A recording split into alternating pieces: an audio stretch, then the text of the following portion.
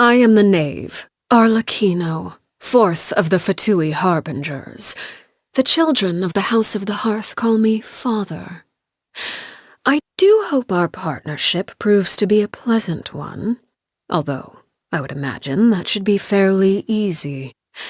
After all, there's no cause for contention between us at the moment. Wouldn't you agree? Staring into my eyes is ill-advised. I can't promise you'll like what you see. What could the children be up to? Never mind. Let them do as they please. Something you wish to report? Go on. You have my undivided attention. Fear not. What's a little thunder when even lightning wouldn't dare strike our path? Only in the grip of winter do people truly appreciate the warmth of flames. This kind of weather is more enjoyably spent under the cover of shade. I would advise you to keep your secrets close to your chest. Divulge them too easily, and you never know where the wind might carry them. Good morning. Any plans for today? Whenever I return home at midday, I often find the children sprawled across the ground in the midst of sleep. A certain level of fatigue is common at this hour. Perhaps you too should rest a bit before we head out. It is said that the moon is like an eye, gazing down upon the mortal plane. We have merely grown accustomed to its scrutiny. Time to retire for the night. Oh, can't sleep, you say? Well, I'm afraid you'll have to figure something out for yourself. I have a certain suspicion my solution won't be to your liking. Seeing yourself clearly is a difficult task indeed, perhaps even a thankless one. After all, they say those who lack adequate powers of self-perception often lead a happier existence. On occasion, I hear others whisper in secret, calling me cold and cruel. People are free to believe as they wish, and I don't intend to clear up their misconceptions. Prejudice has a way of concealing the truth, and that is hardly to my disadvantage. Still, I believe the time has come for certain measures to be taken to live up to their expectations. Let's just hope those on the receiving end of these measures have enough power and status to escape with their lives. Our ideals are not entirely aligned. If we are to work together, we must be willing to compromise. To that end, I'm willing to share certain secrets with you. Information that I choose not to reveal, however, is best left unexplored. For your own good, of course. The children simply adore your stories. They often ask me when you're coming around again. I do hope you won't let them down. Betraying their expectations comes with a price. Perhaps that's something worth your consideration. For the longest time, there wasn't anything I desired, until the idea came to me to assassinate Crucibina. It was a ludicrous thought then. She was a harbinger, famed and experienced, and nearly everything I knew about fighting was taught by her hand. However, it appears you need only desire something with sufficient intensity and the gods will answer. In the end, I gained a vision, and after making certain sacrifices, I mastered this power. Surpassing one's teacher often requires the pursuit of the unexpected. Flames course through my body like blood. This may be nothing but a figure of speech to some, but for me, it's the harsh reality of my existence. The aurora in Snezhnaya is quite beautiful. Certainly worth a visit. I once had a pet spider named Bambi. Raising spiders is quite fascinating. They cannot be domesticated like cats or dogs. Any affection bestowed upon them will not be returned, and they require little investment in terms of care. It's the kind of relationship that suits me perfectly. Clairvy once asked me what a real home looks like, but I had no answer for her. How could any of us know the answer when the House of the Hearth is made up entirely of people who never had a place to call home? By killing Crucibina, I was able to assume the identity of father and rebuild the house under a new set of rules. Still, I'm well aware that even with these efforts, the house is far from that ideal. As for what a real home truly looks like, I suppose that question is best put to the side for now. Perhaps one day, Linny will be able to give me a new answer. Lynette's uniquely calm personality is also her strength, and I believe she is more than clever enough to recognize that. She's an irreplaceable part of that little team of 3, and I would imagine that role brings her much joy. As her father, my duty is merely to give her the space to put those talents to good use. Fremine has a complex mind and often hides his emotions. He blames himself for things that aren't his doing and allows them to eat away at his conscience. I would imagine the other children might find it difficult to understand his manner of thinking. But you seem to share a similar delicate sensibility. Perhaps you two would make good friends. Monsieur Neuvillette intentionally maintains a certain distance in professional and private settings. Many say this makes him cold and unfeeling, but I believe the truth is just the opposite. In order for all beings to be treated equally under the law, a certain level of emotional distance is expected. Maintaining that kind of indifference is in itself a demonstration of kindness. I asked Linny to deliver an assortment of cakes for her theater troupe to enjoy during tea time. The children made the cakes themselves, as a gesture to express the support and enthusiasm of her audience. I do hope she enjoys them. When I was imprisoned, it was the Tsaritsa who pardoned me and gave me the title of Harbinger. I could sense she was a person of true sincerity and compassion, unlike all those pompous hypocrites with their posturing and rhetoric. Yet, it's difficult to say whether her compassion alone is enough to melt the ice and snow that permeates her land. All I can say is this. If we are forced to be at odds one day, I will raise my weapon against her without hesitation, because that is the greatest level of respect I am able to bestow. As the original Harbinger, much about him remains a mystery. Upon our first meeting, he recognized my background with ease, yet to this day, I know little about him.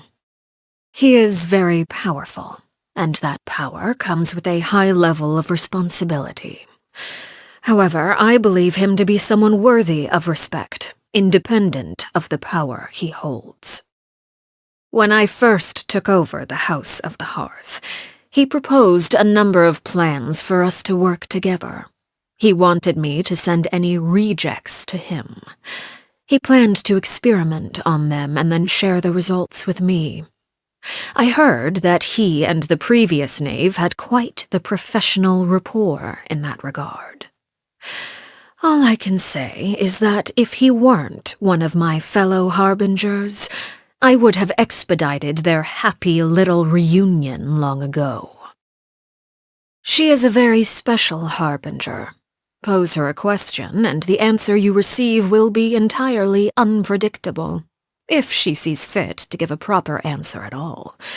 Regardless, any answer you do receive is sure to be an interesting one. The rooster holds little love for me, and the feeling is mutual. He is an acceptable mayor, I suppose. Perhaps even an exceptional one. He has an uncanny ability to make great gains at a small price, which has earned him substantial acclaim throughout his political circles.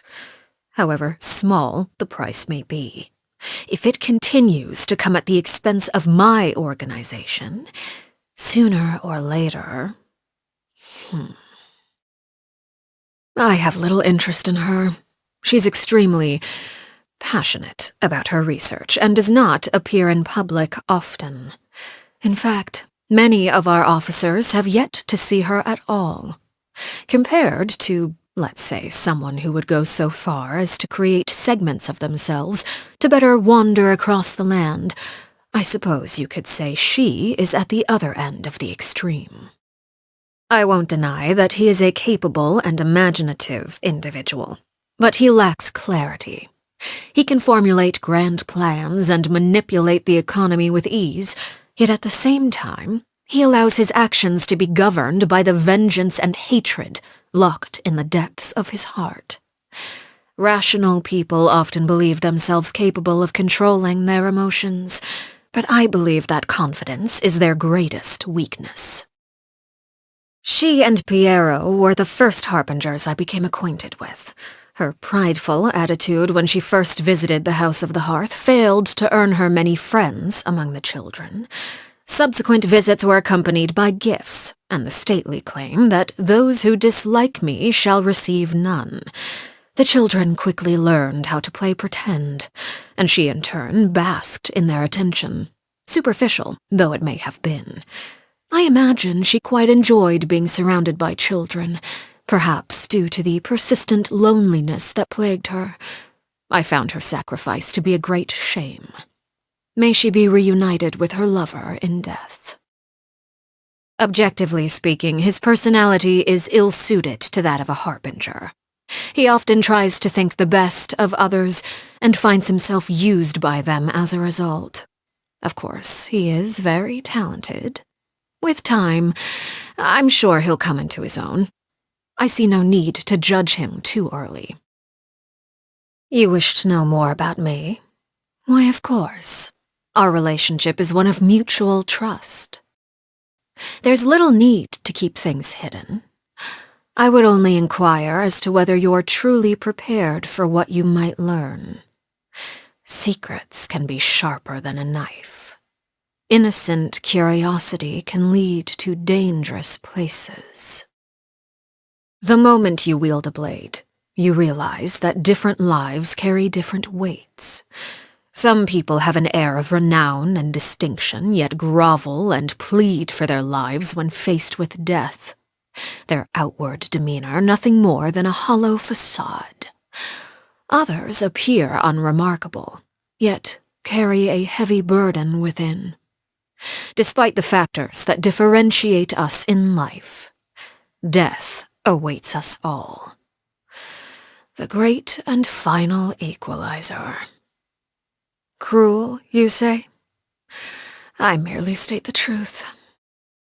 My Snezheviches and Snezhevnas, those with the courage to walk through shadow, even when the world gets dark, and the conviction to embrace the heat, even at the risk of getting burned. I will do my utmost to teach them how to navigate life. The House of the Hearth begs favors from no one. Like a spider, we hunt for what we want. No one has the power to choose where they come from, but we all have the right to fight for the life we want.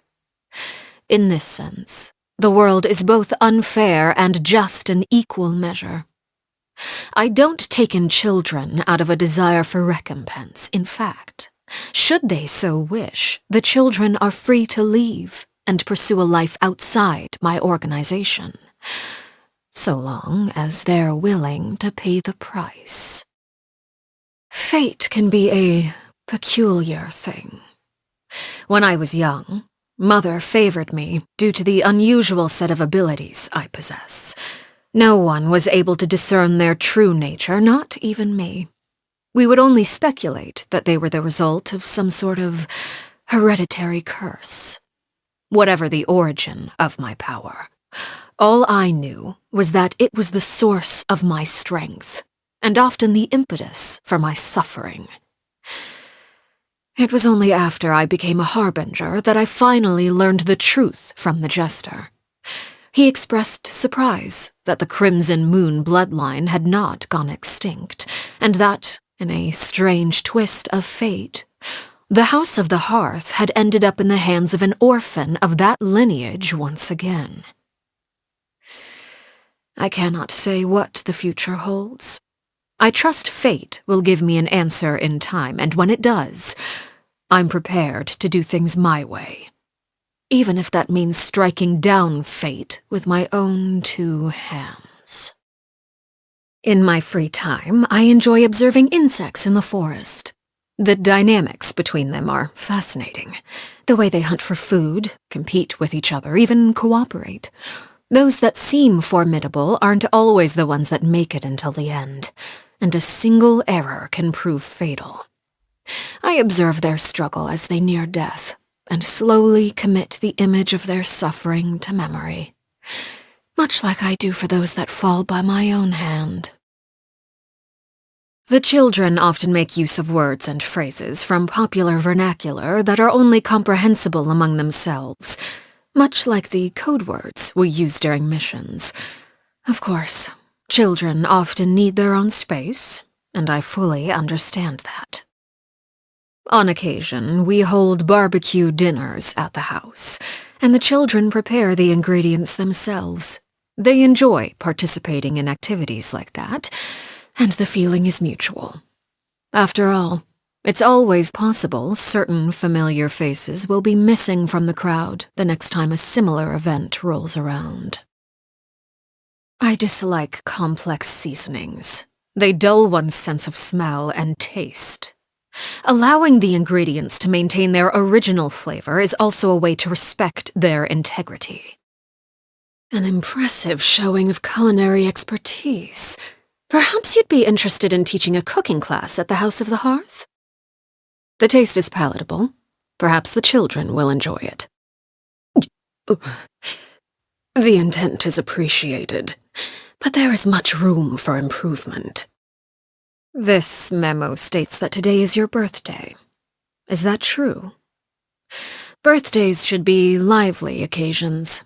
It's always nice to have an excuse to set formal matters aside every now and then, whether it's for the purpose of celebrating yourself or others. Come, I've prepared a feast for you at the House of the Hearth. Let's not keep the children waiting. Always keep moving forward. Never let yourself be constrained by power. Anger makes you impulsive, and sorrow causes you to waver. Always maintain control over your emotions. Some call me excessively strict. In truth, it is an approach I extend even to myself. I've learned much from you during this time, and I trust the sentiment is mutual. In fact, I believe maintaining this cordial relationship might prove advantageous for us both. Who knows what thorny issues the future holds? I imagine there may yet be many an occasion for us to join hands. Transfixed! Overruled! Laid bare! This is where you fall. Witness my rise! Everlasting as the moon! What greater pleasure is there than the unexpected? An impressive bounty. Something with which to commemorate this occasion. Commendable. My turn. Wanted my full attention, did you? Step back. New strategy. The hearth is now extinguished. I hear the children singing. This shall not be my fate.